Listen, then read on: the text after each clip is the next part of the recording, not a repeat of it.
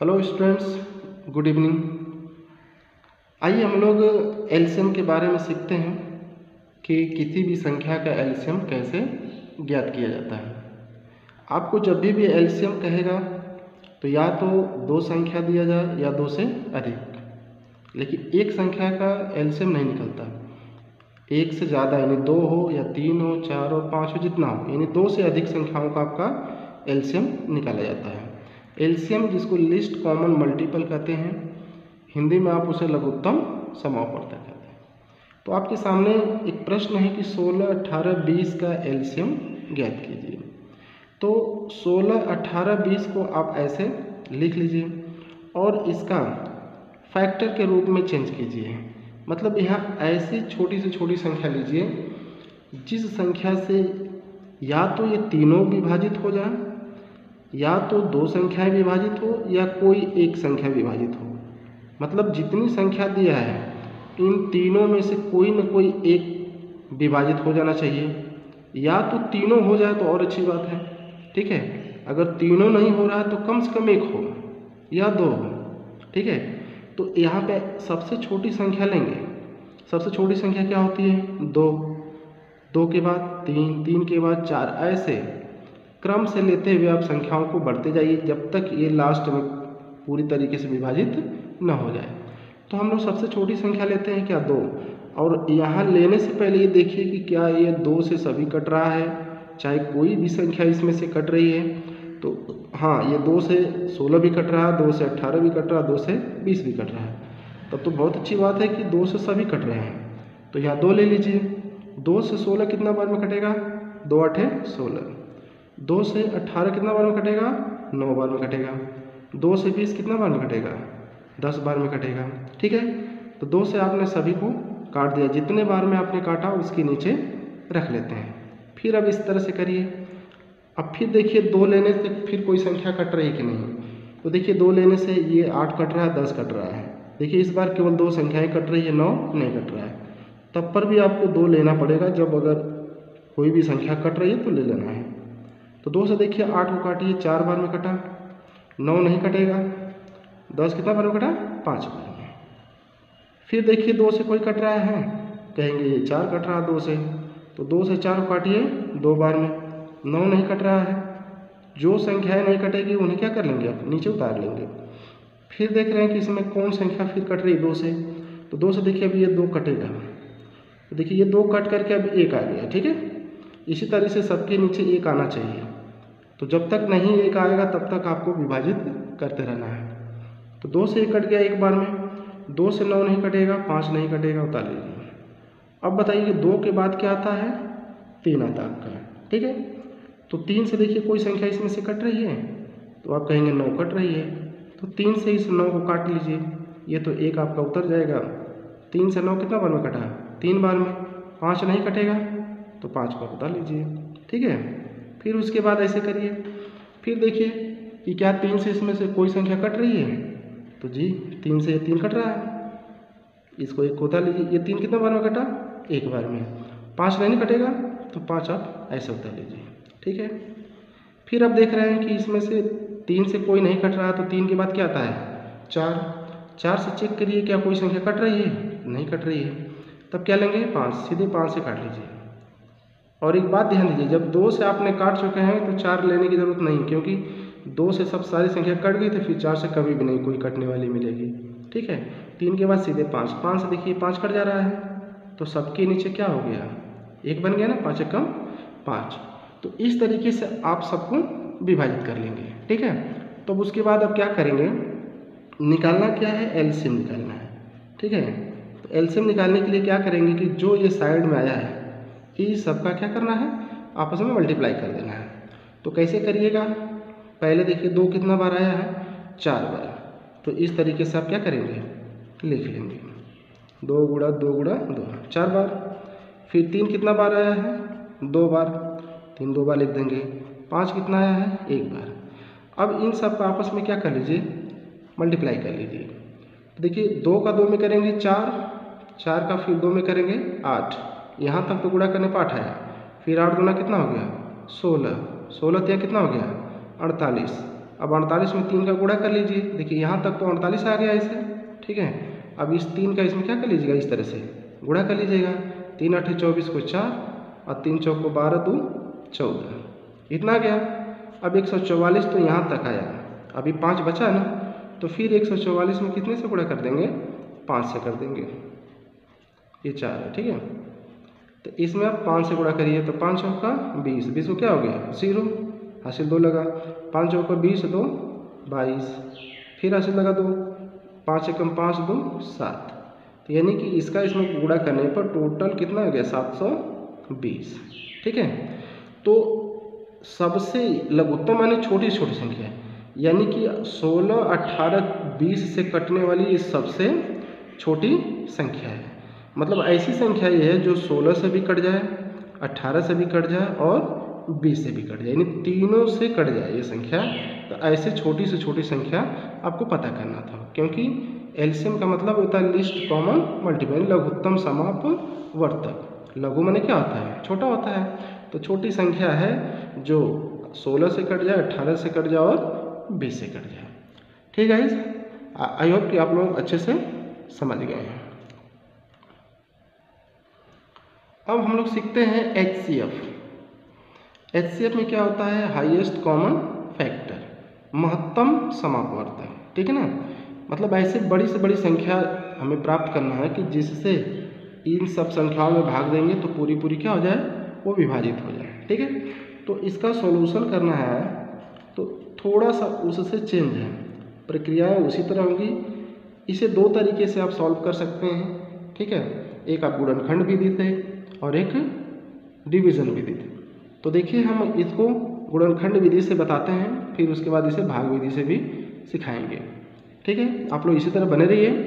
देखिए क्या है, ये 18 है, फिर क्या है 16 है और क्या है 24, ठीक है। इन सब का अलग अलग क्या कर लीजिए, गुणनखंड कर लीजिए इस तरह से, ठीक है। ऐसे कर लीजिए। वही काम करना है कि किस संख्या से कट जाएगी, सबसे छोटी संख्या लेना है। तो सबसे छोटी संख्या क्रम से लीजिए। देखिए 2 है, 2 से कट जाएगी ना। अगर 2 से नहीं कटेगा तो 2 नहीं लेंगे, जब 2 से कट रहा तभी लिया जाएगा। दोनों में कितना हो गया 18। अब बताइए क्या ये 2 से कटेगा, तो 2 से नहीं कटेगा। तो अब क्या है, 2 के बाद क्या हमने बताया कि सीरियल नंबर से लेंगे तो 2 के बाद 3 आता है, तो 3 से देखिए कट रहा है ना, 3 से कट गया, 3 3 9, ठीक है। फिर 3 से कटा एक बार में, 3 एकम 3, इसे काटिए। देखिए ये भी 2 से कट जा रहा है, 2 8 16, फिर 2 से कट रहा है 2 चौका 8, फिर 2 से कट रहा है क्या बार में, 2 बार में, फिर ये 2 से कट रहा है क्या बार में, 1 बार में, ठीक है।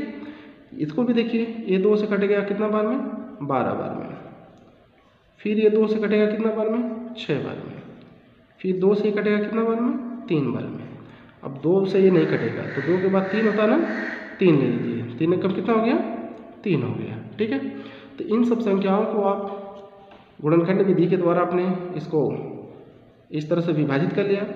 अब देखिए कि इसमें पहली संख्या आपकी 18 है, दूसरी संख्या क्या है 16 है, तीसरी संख्या क्या है 24, ठीक ना। इसमें भी वही बात होती है, कभी भी आपको मसा निकालने के लिए कह दिया जाए तो कम से कम 2 संख्याएं होनी चाहिए। 2 से अधिक संख्याएं जितनी भी हो, लेकिन 2 से कम नहीं होनी चाहिए। तो देखिए 18 को जो विभाजित करने वाली संख्या हैं 2 है, 3 है और कौन कौन है, जितना बार इधर उधर जो संख्याएं है उसे आप ऐसे गुणा के रूप में लिख दीजिए।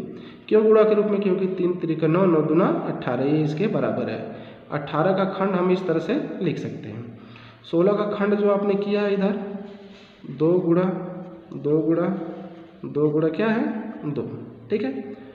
फिर 24 का खंड आपने किया है 2 गुणा 2 गुणा 2 गुणा 3, ठीक है। तो आपको निकालना क्या है HCF, ठीक है। HCF निकालने के लिए क्या करेंगे कि ऐसी कौन कौन सी संख्या जो तीनों में मिल रहा है। तो देखिए ये 2 2 और ये 2, पहली बात कि ये तीनों में मिल रहा है ना, इसे तो इनमें से एक संख्या ले लेंगे, ठीक है। और बताइए देखिए ये 2 इन दोनों में मिल रहा है लेकिन इसमें नहीं मिल रहा है। इसी प्रकार से ये 2 लाइन में मिल रहा है, तीसरे में नहीं मिल रहा है। 3 को देखिए 3 ले लेंगे तो 3 जो है यहाँ मिल रहा है, इसमें मिला, लेकिन इसमें नहीं मिल रहा है, ठीक है ना। तो आपका संख्या क्या बना 2, तो आंसर कितना आ गया 2 आ गया। तो इस प्रकार से आप जो है मशक ज्ञात कर सकते हैं, ठीक है। इस जब भी आपको मशक किसी भी संख्या के निकालने के लिए कह दिया जाए तो उनका आप इस तरह से फैक्टर कर देंगे और उन फैक्टर को ऐसे करके रख लेंगे। उन तीनों में से 3 संख्याओं का कर रहा था, तीनों में से मिलान करेंगे। 4 संख्या रहेगा तो चारों में से मिलान करेंगे। 2 संख्या रहेगा तो दोनों में देखेंगे कौन सी संख्या जो है दोनों में मिल रही है, उनको उठा के यहाँ रख लेना है। अगर बाय द वे मान लीजिए कि यहाँ 3 है, इसमें भी 3 है और यहाँ भी 3 है, तो तीनों में 3 मिल रहा है तो एक 3 यहाँ गुणा के रूप में लिख लिया जाता है, ठीक है, और उन सब का आपस में गुणा किया जाता है। लेकिन फिलहाल ऐसा कोई संख्या नहीं है 2 के अलावा जो तीनों में मिल रहा है। एक बार देखिए 2 मिल रहा है, बाकी सब नहीं मिल रहे हैं, ठीक है। तो इसलिए इसका आंसर ये हो गया। तो देखिए ये ऐसी संख्या है जिस संख्या से ये दोनों क्या हो जाएंगे, विभाजित हो जाएंगे। 2 से 18 भी कट जाएगा, 2 से 16 भी कट जाएगा, 2 से 24 भी कट जाएगा, ठीक है। तो ये आपका रहा कौन सा विधि रहा, यह फैक्टर विधि से हमने बताया है। अब आइए इसको हम भाग विधि से बताते हैं, ठीक है, ठीक है। देखिए ये भाग विधि से एचसीएफ आपको निकालना है। तो जैसे आपके सामने एक प्रश्न है, कोई प्रश्न ले लीजिए, 14 है, 20 है, 30 है, ठीक है ना, का क्या निकालना है एचसीएफ यानी भाग विधि से। देखिए परीक्षाओं में ऐसे नहीं पूछेगा, बस कि कह देगा आप एचसीएफ निकालिए, लेकिन हम आपको सिखा रहे हैं भाग विधि से। भाग विधि बहुत आसान होता है, गुणनखंड विधि से अच्छा आप भाग विधि का ही प्रयोग कीजिए, क्योंकि इसमें समय कम लगता है।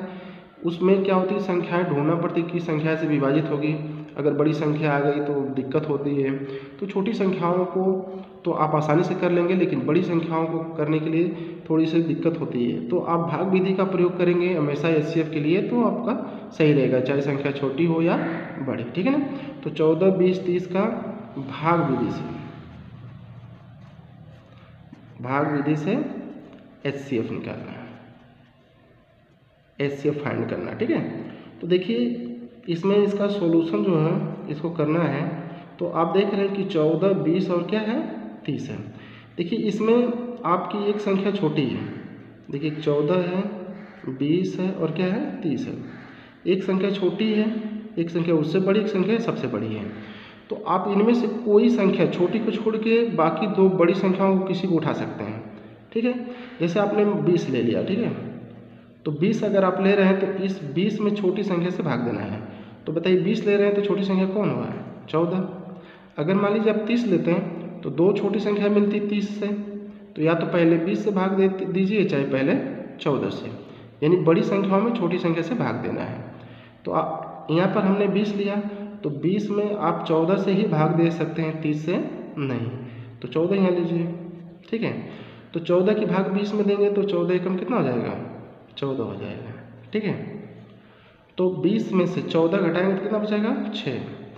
अब 6 जो शेषफल बचा इससे भाग देंगे इस भाजक में 14 में, ठीक है ना। तो 6 से भाग देंगे तो 6 कम 6, 6 गुना कितना हो गया 12, तो यानी 2 बार में कितना हो गया 12। अब 4 में से 2 गया, यहाँ 2 हो जाएगा, ये कट गया, ठीक है ना।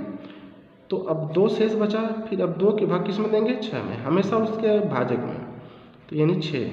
तो 2 तिया कितना हो गया 6 हो गया, ठीक है। तो किस संख्या से कटा है 2 से। अभी हमारी एक संख्या बाकी है, हमने तब 14, 20 का तो देख लिया, बचा कौन है 30। तो 30 में क्या करिए कि इस जो लास्ट में संख्या जिससे कट रही है उससे फिर 30 में जो बची हुई संख्या उसमें फिर भाग करेंगे, और भाग की प्रक्रिया यही होनी चाहिए, ठीक है। तो 2 से भाग देंगे तो 2 एक कम 2, बचा कितना 1 और ये 0। जब शेष बच रहा तो अभी भाग लेके जाएंगे, 2 बचे कितना हो गया 10।